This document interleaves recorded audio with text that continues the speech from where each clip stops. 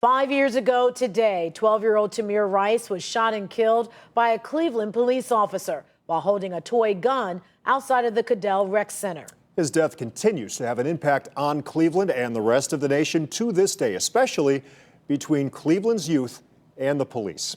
Our 5 on Your Side investigator Joe Paganakis is digging into that fragile relationship. And Joe, experts you talked to say more needs to be done to fix it.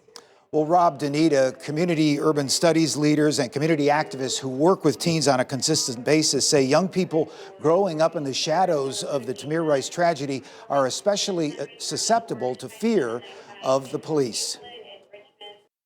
It is of that magnitude. Tamir is the Emmett Till of this generation. CSU professor Ronnie Dunn says the impact of the tragic police shooting death of 12-year-old Tamir Rice has not diminished among Cleveland teens since it took place 5 years ago. Joe, unfortunately, I think it's had a very traumatic effect on youth growing up in the city. Dunn says because of Tamir's death, some of the teens and young adults he's dealt with still have a deep-rooted mistrust. They articulated a fear of the police that is beyond that of some of the other dangers in the community. Al Porter, who connects with Cleveland teens through his hip-hop workshop at Cleveland State, has seen the impact on the Tamir generation. A majority of the times they feel that law enforcement are not friends and that law enforcement is judging them right off the bat. Now, both Porter and Dunn acknowledge consent decree progress with fewer Cleveland police shootings and fewer use of force cases, but say increased police-teen interaction at community policing events isn't enough,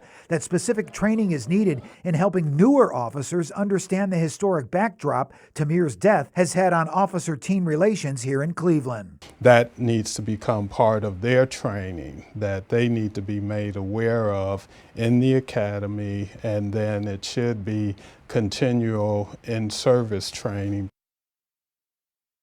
Additional community outreach is needed in restoring that sense of security teens should have in dealing with the police. Rob, they say much more is needed in the way of community programs. And that is true, Joe, but awareness on the other side of this relationship, that's extremely important here too. Absolutely, Rob. That's why the ACLU, organizations like that, have worked with the Tamir Rice family, putting together this Tamir Rice Safety Handbook that you see right here, releasing it just a few days ago, reminding the teens to stay calm and not to run, also reminding them of their rights when police are confronting them.